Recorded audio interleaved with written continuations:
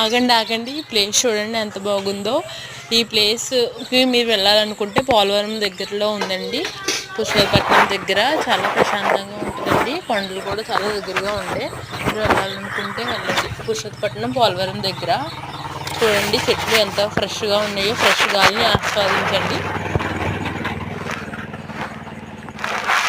మేము ఇలా ఈ దారి గుండా పోసంగండికి వెళ్తున్నామండి. అలా దారిలో ప్లేస్ బాగుందని అలా పచ్చని చెట్లని వీడియో తీసామండి.